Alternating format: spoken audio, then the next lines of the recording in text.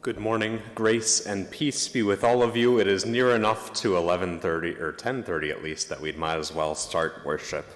Welcome here to Christ Church, whether you are here in person, whether you are joining us live via Zoom, or whether you're watching this from some distant time or place on YouTube. Welcome to this moment of worship where we continue on a journey with Christ, questioning, serving, and growing as we move through these days. It's worth noting, thank you to the Rose family for the flowers which we have today that are left from Dorcas's memorial service yesterday. With that, I'll invite you to turn your hearts with mine as I read our call to worship. This is adapted from one of the prayers for today on ministry matters. Sometimes we are just too busy for our own good. We pledge ourselves to hectic schedules, demands on time, energy, and resources that endure all too quickly. We seem to be rushing through life. Cries of those in need often go unheeded in our blur of activities, which sap our energy, our resources, our spirits, and slow us down a bit. Lord, remind us again that we are responsible for the care of this world, for reaching out and offering your healing love. Help us to hear the words of patient love that you have for us. Remind us again of Jesus' words to his disciples when he told them that they should love one another as he loved them. And may we take time in this service to bear witness to that love in all that we do. With that, I'll invite you to join us in our first hymn. It is all four verses of number 560 in the blue books or on the screens. Help us accept each other.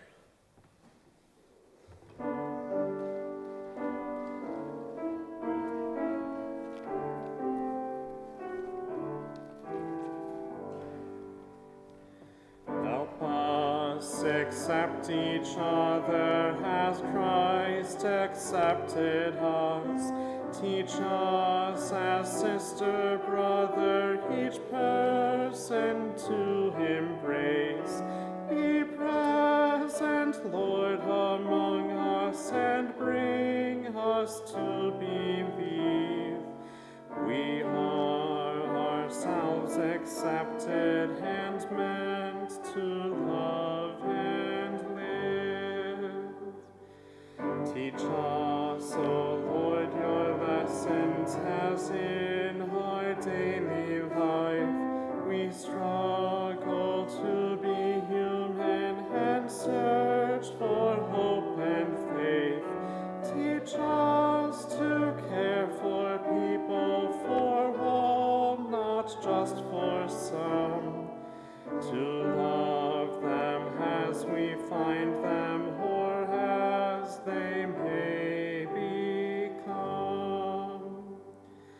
Let your acceptance change us so that we may be moved in living situations to do the truth in love, to practice your acceptance until we know by heart the table of forgiveness and laughter's healing heart. Lord, for today's encounters with all who are in need, who hunger for acceptance, for righteousness and bread, we need new eyes for seeing, new hands for holding on. Renew us with your Spirit, Lord, free us, make us one. You may be seated. Are there joys or concerns that you would like to share with one another today? Yes.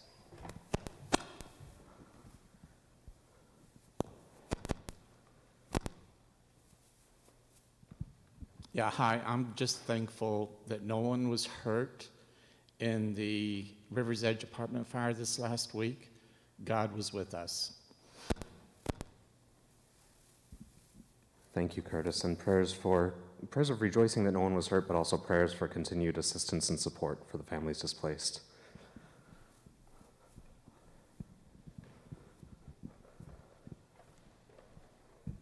I don't know if everybody knows, it was 10 families, 10 apartments that were wiped out in that fire. There were 11 people killed yesterday in Buffalo. There are people being killed all the time and people being put in prison all the time. And people living with the damages in my apartment house, which is Tapestry on the Hudson. I have a great apartment at a slightly reduced price. But in my apartment house, there are many people who are disabled, and I've only talked to a few about their actual disability, but quite a number of those people are victims of violence that's happened. When we talk about people who've died, we either say they survived or they died. We don't say how many people were injured. We need to remember that upstate New York is listed as one of the places with very strong anti-Black opinions, maybe because we're extremely rural since we go all the way up to Canada. But we have a lot of rural areas, a lot of mostly white areas, and a lot of the white areas have prisons that supply the employment, and that employment is supervising a lot of Black prisoners. We have big problems, and we're going to have to figure out what to do. But mostly, we have a political problem that's just started here. The school board elections are Tuesday, and I don't believe Troy's affected, but many parts of our area are affected.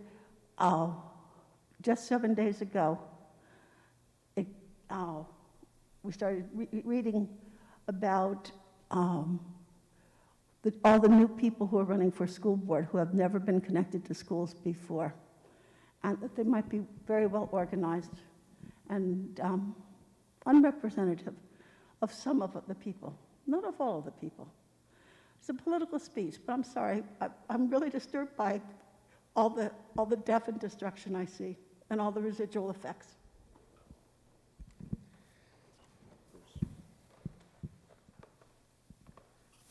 Well, I'd have to say you brought up a maze of problems, and none of them have simple solutions.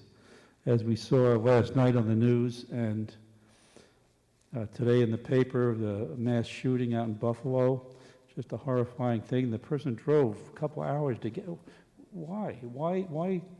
And then I don't understand it.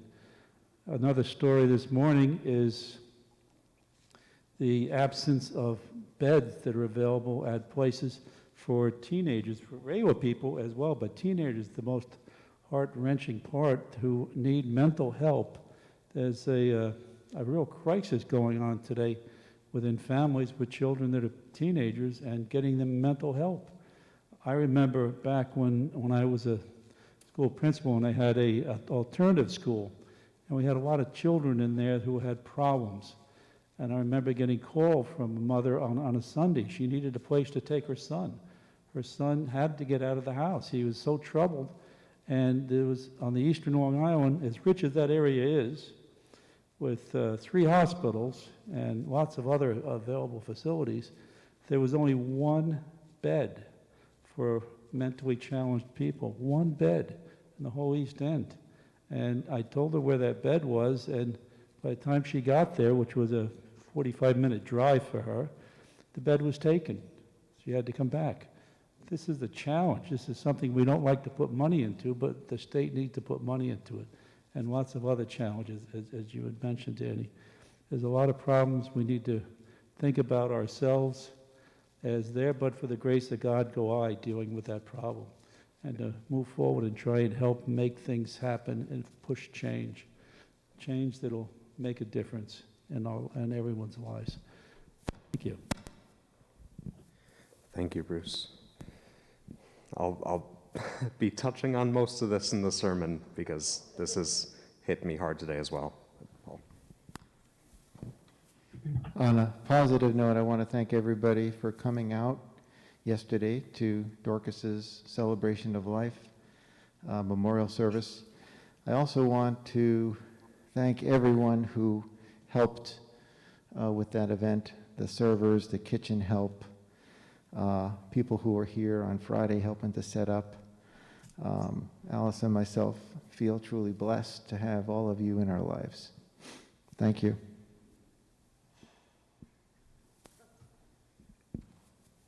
Are there any other joys or concerns you would like to share with one another? Paul? Yes. Oh, gosh. I'm in echo. I just wanted to say, my sister went to college in Buffalo, and the early stuff on the news said it was near some of the colleges, and we now know it was closest to Canisius and near UB, but Susie went to Damon. But I had already cried myself sick yesterday after the service, and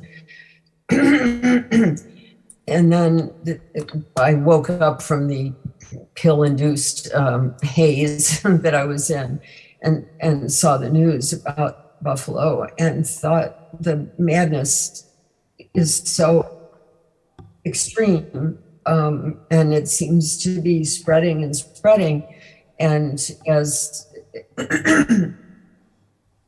as we know, and you had mentioned the school boards, my brother-in-law had been the school board president for several terms in Averill Park, and they would get hate phone calls, and they weren't doing anything radical, you know, hardly. It's a good school system, and they were doing good things with it. But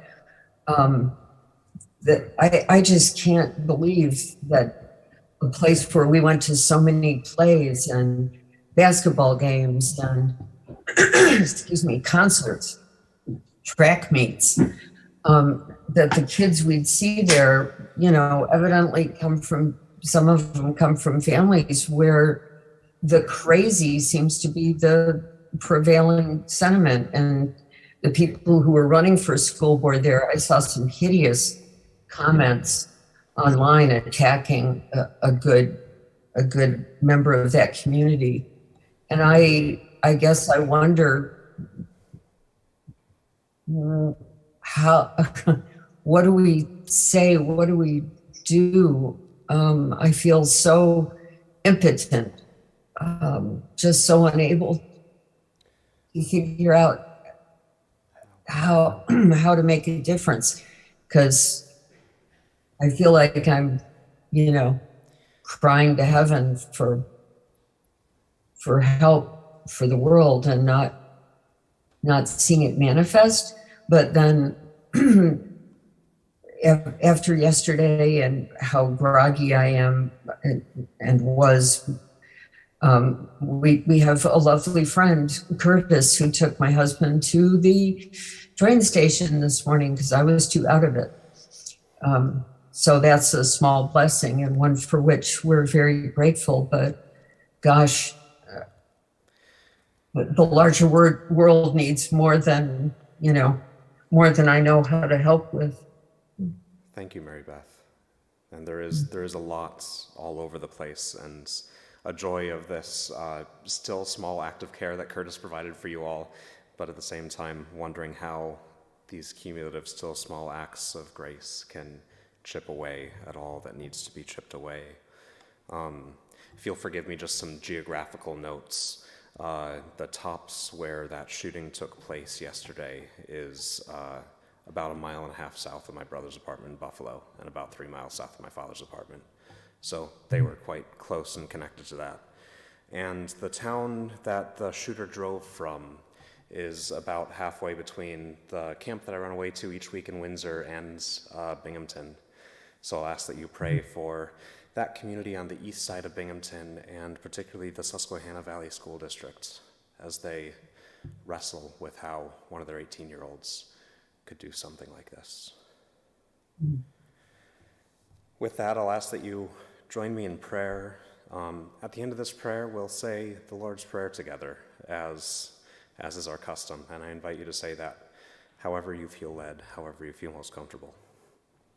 But let us pray.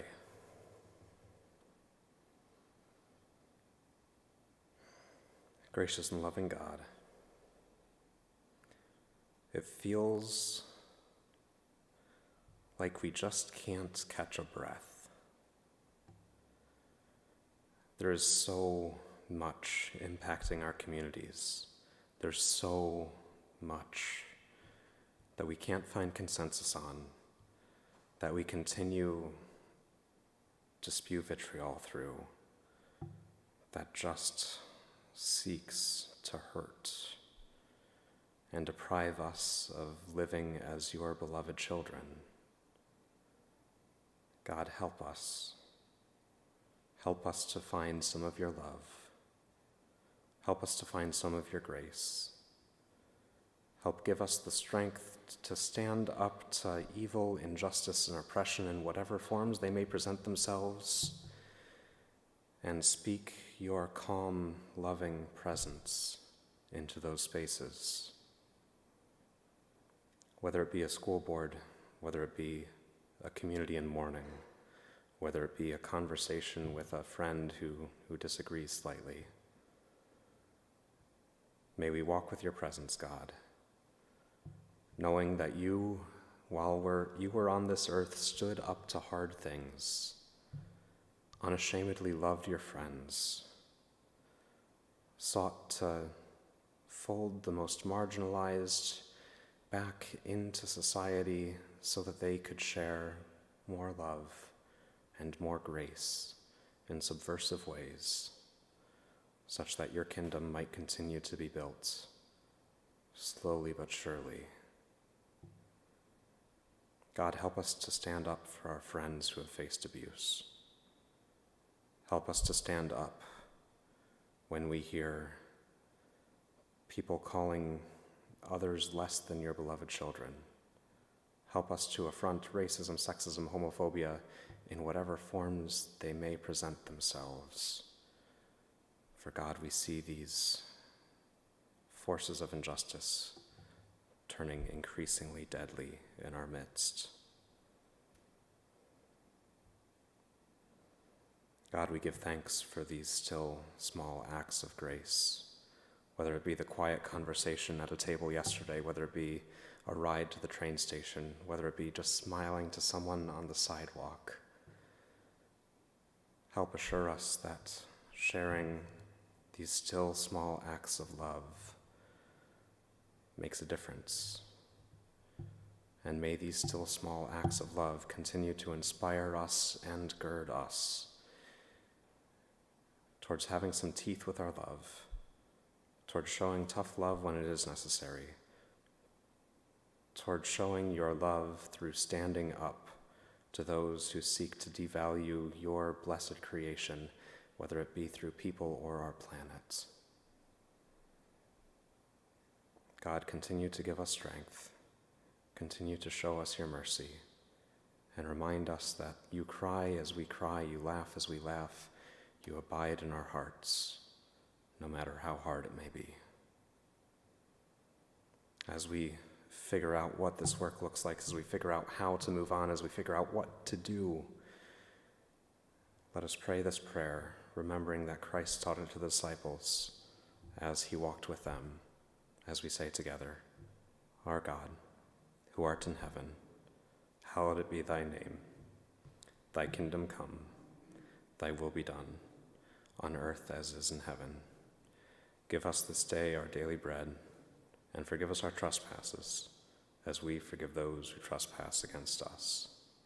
Lead us not into temptation, but deliver us from evil. For thine is the kingdom, and the power, and the glory forever and ever. Amen.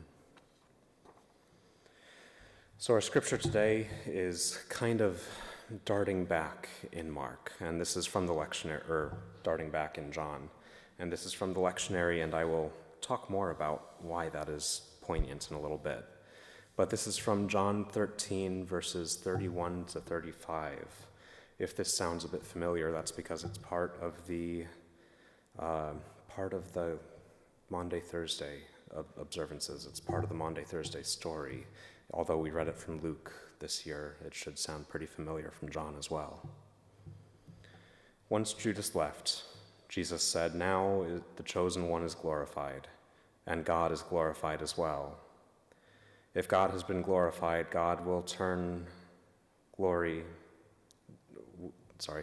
If God is glorified, God will in turn glorify the chosen one, and will do so very soon. My little children, I won't be with you much longer. You'll look for me, but what I said to the temple authorities I say to you, where I am going you cannot come.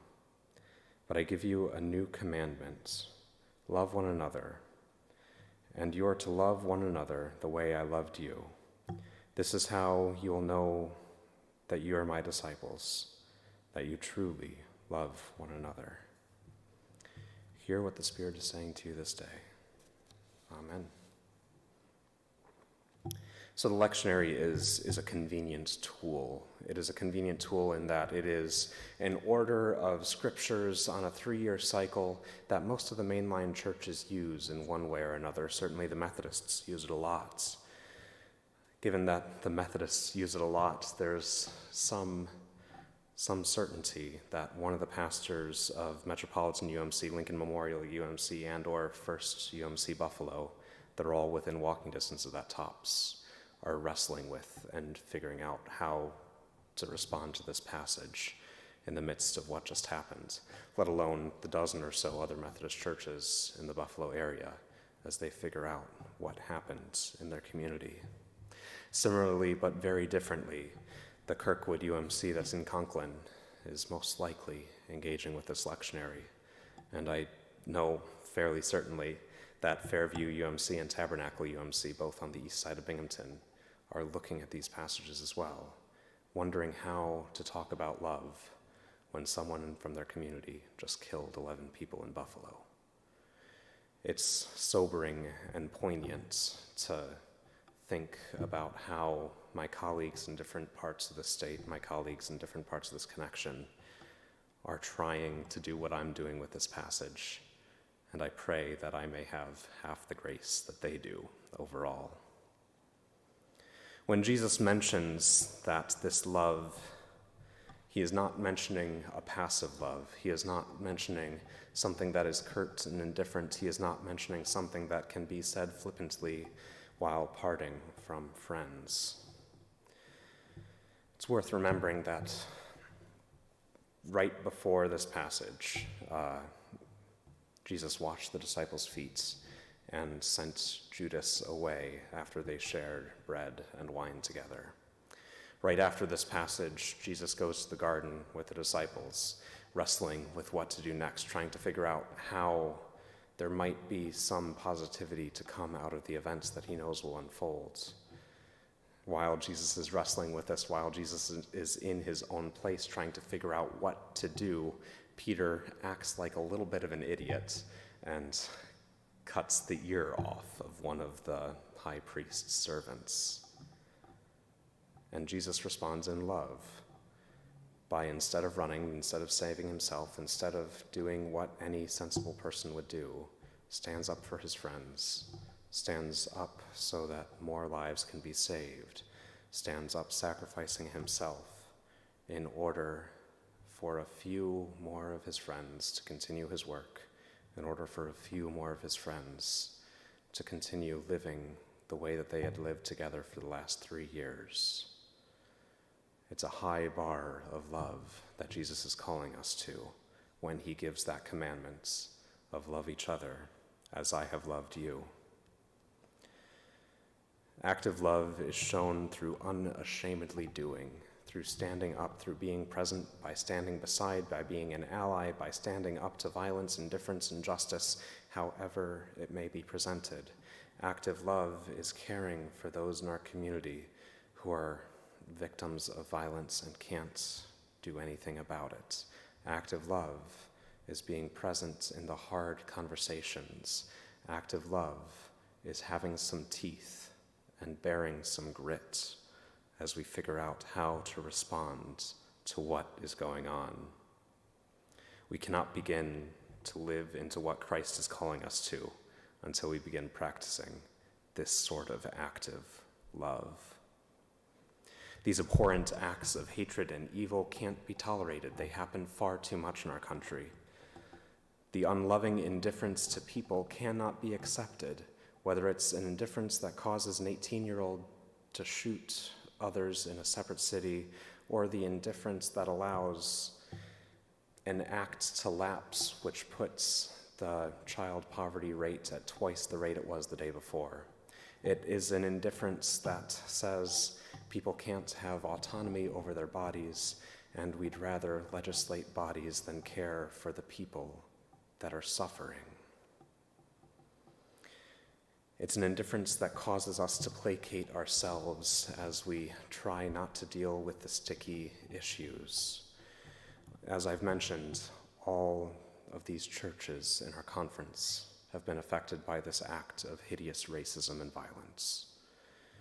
Our conference has had an initiative for the last 6 years called Imagine No Racism that has been revelatory for some, but in many ways placates what people feel, what white people feel, far more than calling us towards action to actually affront the systemic injustices that are going on by listening, by feeling.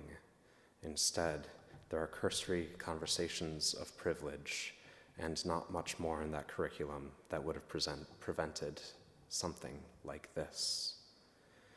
There is far too much work that needs to be done. There's far too much work to recognize the intersectional injustices and just how they affect people. It's worth remembering the highest rate of homicide among any population is among Black trans women. And most of those Black trans women who are killed in our state. We can't get away from the intersectional injustice and violence that is even being felt around us. Joseph Bessler commented on this passage that the commandment to continue to love one another in the midst of fear and awfulness which is to come.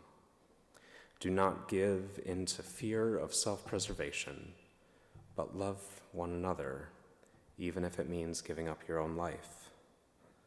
That is what Jesus is calling us to do.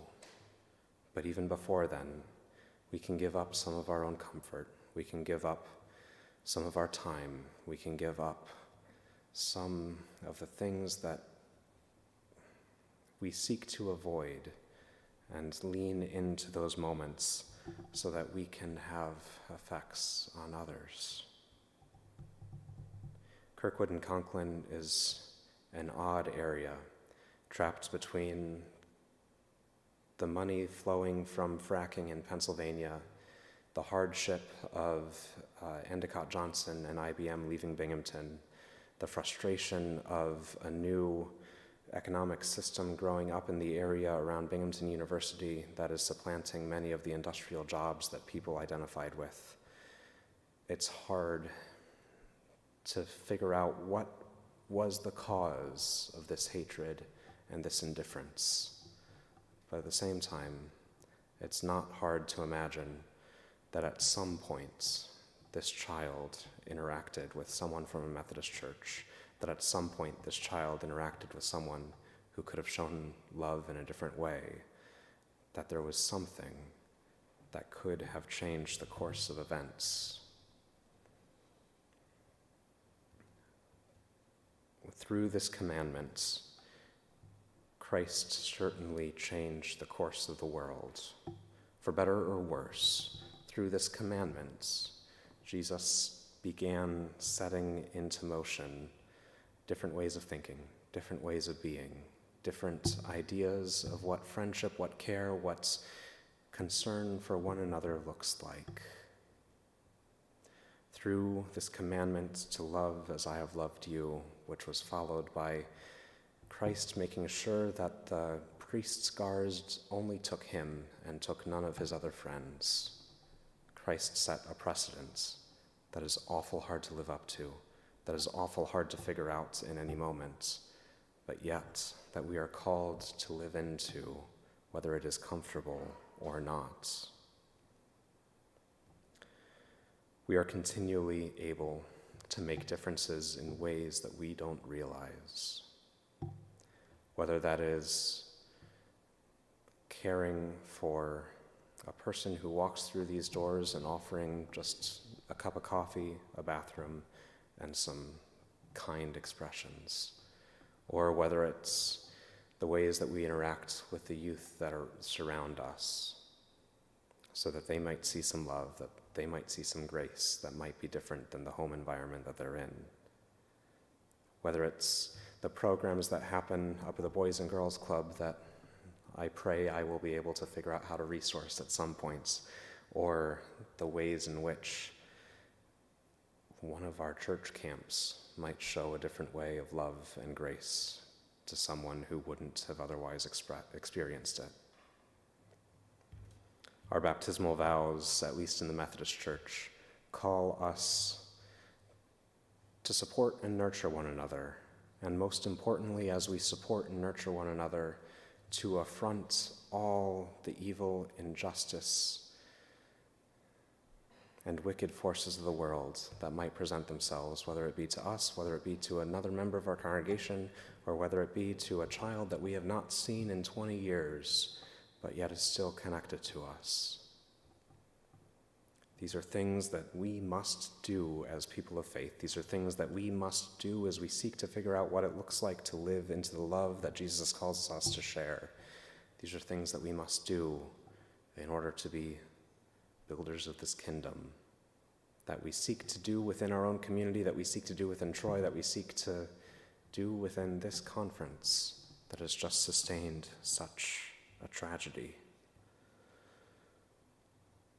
So I have two questions after a bit of discussion music here. The first is kind of concrete but yet abstract. How do we affront the indifference that will rise in the weeks and months ahead? But then sort of related is, what does it look like to live out a love that has teeth? What does it look like to live out an act of love that has the ability to change people and not just placate feelings? I'll invite you to a time of discussion after we hear some music.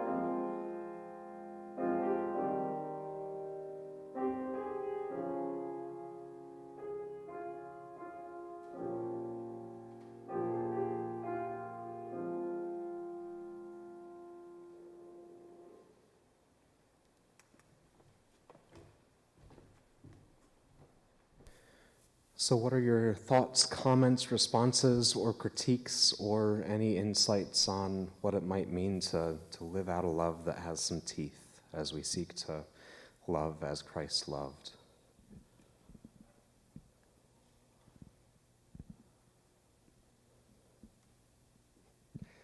Sure.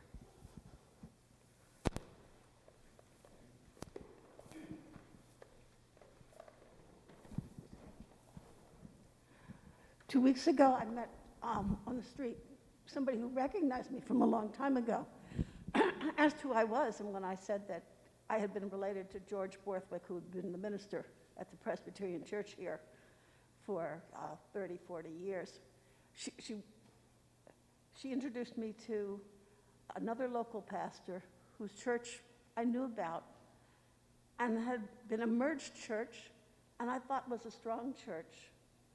And that minister said that he gives his congregation 3 years at the most before they have to sell the building, before they close. 2 strong churches merged together. They were strong 20 years ago, and he doesn't have enough members in the congregation to keep it going. At least he doesn't think he does. I look at our congregation, with a lot of new people who are here just for the weekend. And we also are a tiny place. And we were strong 9, 10 years ago. We could be strong again. But I don't see the new people. I've lived downtown now 53 years. I know all the people who have shown up. I've been to things like front parlor storytelling when it was active and strong for 8 years over at the Ale House, when it was full and crowded with people in their 20s and 30s and 40s and even into their 50s, and I was not quite the oldest person who got up to tell stories. But we have to make some decisions here, and to tell you the truth, I have been so erratic, and I don't use Zoom, and so I don't really know what's going on, and I've not seen any printed materials about anything going on in the last 2 years. I don't really see any information. As far as I can tell, nothing's happening, except that I see the same strong, active people. And I know that they want to be here, so I think something must be happening. But I wonder, who knows if my erratic presence doesn't know anything? All those people who aren't here at all, they certainly don't know anything. I'm really concerned. I think churches are important. Thank you, Annie. Are there other thoughts, questions, critiques, or responses to what it means to show some love with some teeth?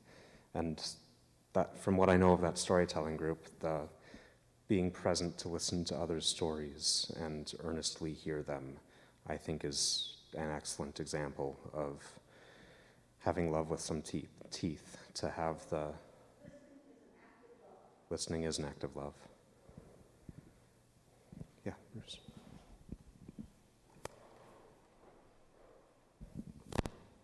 I hope we're not pushing this all to this side of the room, the two of us. Someone else could speak over there as well. As I read that passage, I'm thinking about how difficult it is to love somebody when you don't like them at all. You don't care for them. You don't like their lifestyle. You don't like anything about them. And it's like Jesus had mentioned about forgiving people and having to forgive somebody. And I'd read some work a long time ago about when you have a hate or anger relationship with somebody, most of the time, the only person that knows about it is you. And whatever that person did against you, they don't even remember it most of the time. And to forgive them is very difficult. But you're carrying around the burden of this anger, and they're not.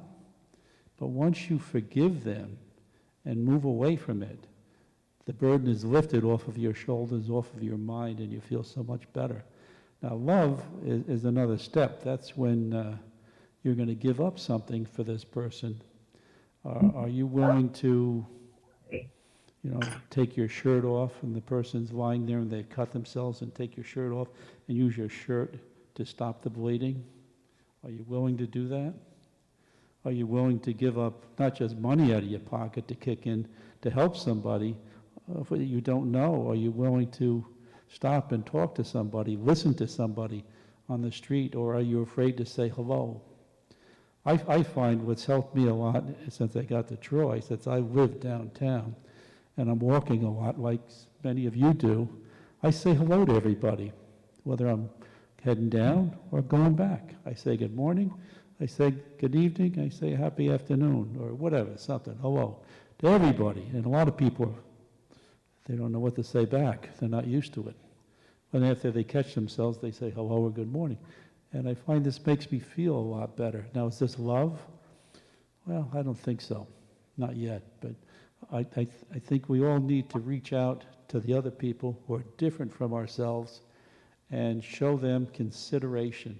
And that might be the first step towards understanding them and loving them, and then having less stress for yourself. We want somebody over there. Pick somebody out, Paul. Absolutely. Well, and as sort of a response, I brag about us a lot. I brag about our congregation here a lot. And as a group, I like that we have expectations for people, expectations of being earnest, being honest, and doing all you can to uphold earnesty and honesty. But we don't require people to have a born-again experience in order to participate in worship. We don't require people to absolutely affirm statements of faith in order to play with us. We don't we don't require anything beyond perhaps a safe sanctuary certificate in order to engage with all the aspects of the church. And I think that's something unique, and that's something that helps us live out love with teeth in some ways. Yesterday, after the ceremony or the service and after the delicious meal, I had stepped outside to just get some fresh air. And I started to take some pictures of the outside of the church because it was bright sunlight and so on. And I came to our front doors, and I looked at the paint that's now faded to pink, and I thought about the building and our community and what it has been in the past. But I realized it isn't what we are today. It isn't the limitations that we have today, that we could repaint the doors a bright red and get out into the community and to start making a difference. And that may be the path forward for us to grow. The people see the faded doors and we think that we're just fading off. And so maybe repainting the doors the bright red or multicolored and going out might be a way forward.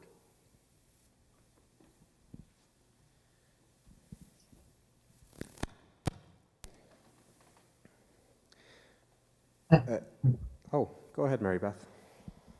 I agree with everything everyone has said, but I think we need to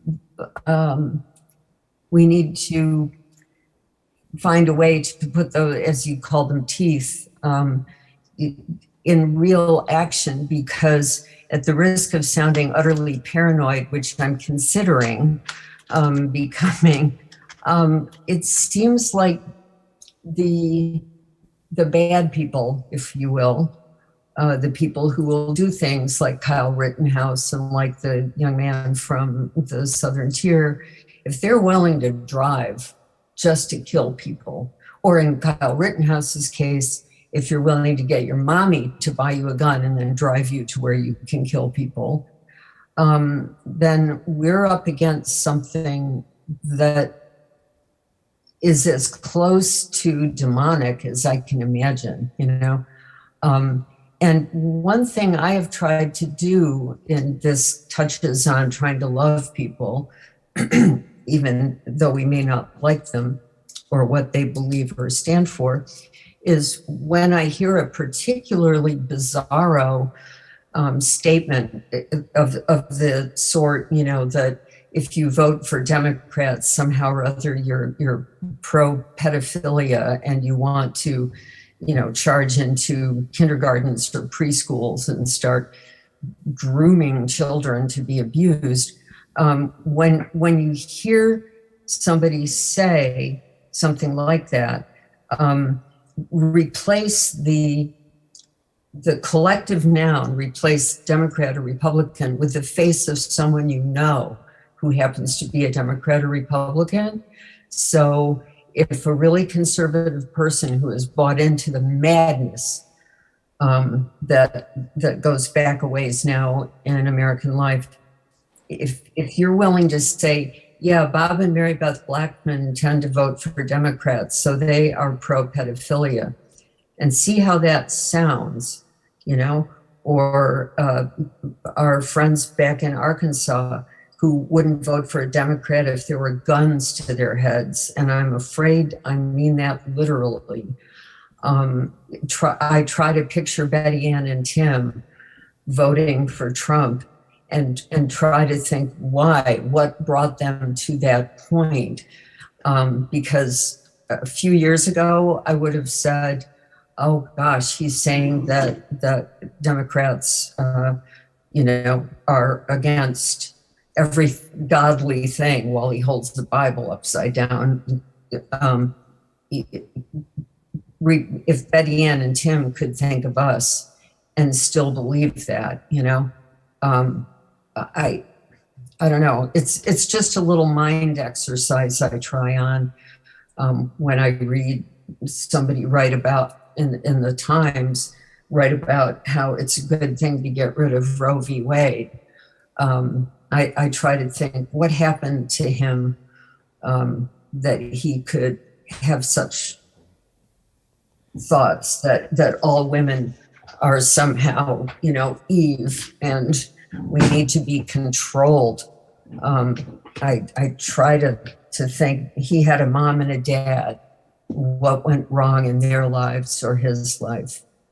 I'm sorry, I'm going on and on, but that's okay. And leads me back to an underlying point. If you listen to my sermons back to back, you should hear a singular message that we are all beloved children of God, trying to figure out how to serve other beloved children of God. And just what, in the culture that you were appropriately describing, how transformative it is to share a message of every human being is a beloved child of God, and not forgetting that we are all beloved children of God as we engage with one another. It has been a dream of mine since I came here that just haven't been able to put together yet, to have our own church section at the high school plays, the high school football games, the high school basketball games. One of the things I appreciate so much about Craig is that one of his jobs is at the Boys and Girls Club. One of the most frightening things about these incidents of mass violence to me is that they're so often perpetuated by people who could be otherwise described as youth. I know that I have grown and changed and softened in many ways over the last decade, but that wouldn't have happened without a whole lot of other people's patience, time, and influence. What are the ways in which we can show that patience, show that time, show that care to the young people of our community? Are there other thoughts and insights? Yeah. No, I was just thinking, I think, you know, the cycle has to be broken. Somebody has to start breaking the cycle. We can't fight hate with hate. I think, you know, fighting hate with hate just creates more hatred. Fighting violence with violence creates more violence. Loving thy enemy, I think there's some truth in that. We need to stop vilifying the other side. We have to stop thinking of people as Democrats and Republicans or independents and thinking about them as people. You know, not all Democrats are pedophilia people or Republicans, you know, Trumpers. You know, that cycle has to be broken, because until we do that, we're just going to continue to further be divided and lack to see the good that exists on, you know, on both sides. How that happens, I don't know. I think it goes back to being in a relationship with people. You know, people who are different from us, people who are like us. Not being afraid to go to a, I don't know, Trump rally or something like that. Not that I would do that, but I'm just saying, you know, or to go to a GOP event, as people who care about what's happening with our country, or our community, even our city, and having those conversations, just have, human-to-human conversations, not going there with an agenda to prove that they're wrong and you're right, and vice versa. But that's difficult to do. But going back to, I guess, Paul's message today, I think that's what Jesus was kind of challenging us to do. It's a tough order to fill, but we have to somehow break the cycle. You want to say something, Ken? Or are you good? No, in the original draft of the sermon before yesterday, I had included that I was invited to attend a clergy luncheon for an anti-abortion group, and didn't end up going, but have been kicking myself for that. Not that I would have gone with my Planned Parenthood water bottle or representing that I donate to Planned Parenthood on a regular basis, but rather going to be a contrarian at my table and just see what those discussions are like, see how faith is being construed in such a, to me, obscure and harmful way. Did I see another hand up for question, comment, thought? If I could bounce in again here, Paul, I have this feeling from reading and listening a lot that the quote other side, the people who are they say that they're Christians, but they seem to be against most of the Christ-like behaviors and principles that God was kind enough to leave with us. I have this awful feeling that they are very well organized. And here we are, full of love and good intentions, or attempted loving and certainly well-intentioned. And yet I feel as if we're flailing somehow. There's so many groups of us who feel, that our community and indeed our world needs more love and loving kindness, and yet we somehow are not organized in the way that the others, if you will, are, and that's the root of a lot of my what you call existential, what I call despair. Weltschmerz, the concept of the pain of the world, seems to be afflicting those of us who are of a more progressive bent. And meanwhile, people who are who only seem to care about people before they're born seem to be, marching in lockstep while we're dancing around the edges. Please, somebody tell us what to do.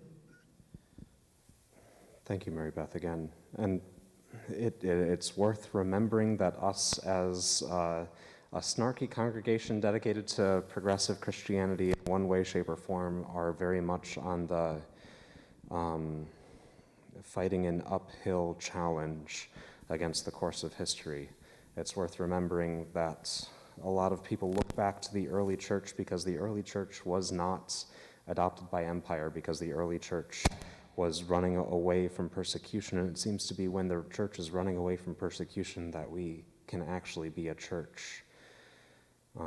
Therefore, a lot of people try to paint Christianity as persecuted in all aspects of the world to try to claim themselves as authentic, but also it's worth remembering that we are, as a Christian tradition, as wrapped up in evil oppression and injustice as it comes.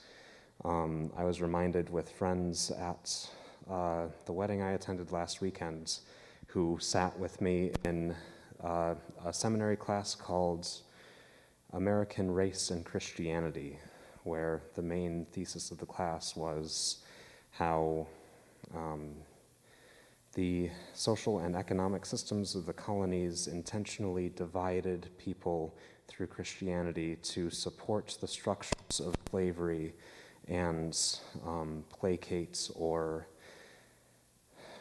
rhetorically diminish any guilt felt on both sides around the slaveholding system, which is something that we as faithful people in this country are still not identifying or rectifying in many of the ways that we should be.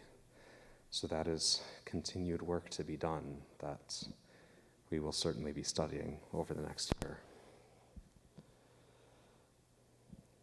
With that, if there are no other thoughts, questions, concerns, or critiques, I'll ask Ron to help us receive our offering today.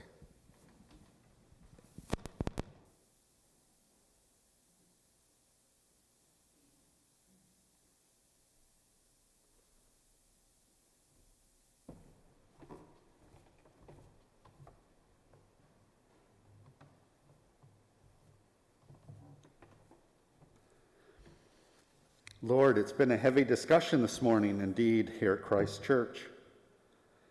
And the offerings that we bring and the challenges that we face in so many ways. Have these offerings help in those missions to bring your love here on earth. Amen. For announcements, there is a change in the newsletter that went out last night. There will be no worship planning on Tuesday, so we're going to skip that. There's some information on Sky Farm camp retreat programs that are available, and there's some events at Sky Lake coming up at the end of this month and into June that are also detailed out there. There's also links to the Sky Lake website, and I think I've got a link to Sky Farm as well for those. And I forgot to put it in Facebook last night, so I'll post that into Facebook and to the Monday update. Is there any other announcements, anything I missed? It's the third Thursday of the month, so we will have a leadership team meeting Thursday at 7 p.m. or so. Cool. Anything else from Tech?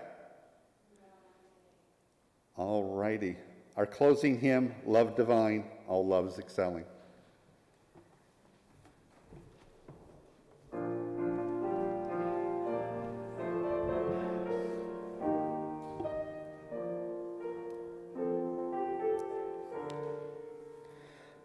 Love divine, all loves excelling, joy of heaven to earth come down. Fix in us thy humble dwelling, all thy faithful mercies crown. Jesus, thou art all compassion, pure unbounded love thou art.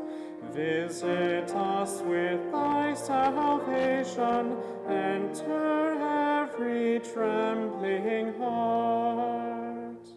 Breathe, oh breathe thy loving spirit into every troubled breast.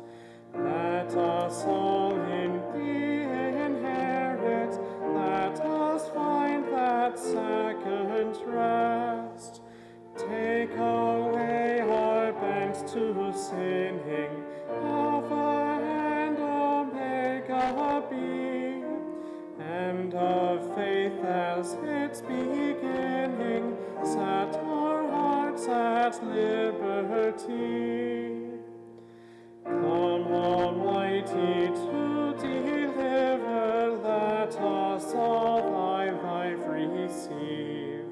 Suddenly return and never, never more thy temples leave. Thee we would be always blessing, serve thee as thy hosts above. Pray and praise thee without ceasing, glory in thy perfect love. Finish then thy new creation, pure and spotless let us be. Let us see thy great salvation perfectly restored in thee. Changed from glory into glory, till in heaven we take our place. Cast our crowns before thee, lost in wonder, love, and praise. As we go forth, let us remember that we can indeed engage in these hard conversations. Let us remember that we are called to share our experiences, share our stories, and to listen deeply when other stories are shared with ours. Let us go forth to find the love of Christ, remembering that despite the hard conversations, nobody can take away the joy that Christ offers us through community. Let us go forth to share abundantly the grace and love that God offers, and may the Spirit guide us so that we can share that love and grace where it is most needed. Let us go forth to find this joy as we set to do this hard work today and every day. Let us go forth in peace. Amen.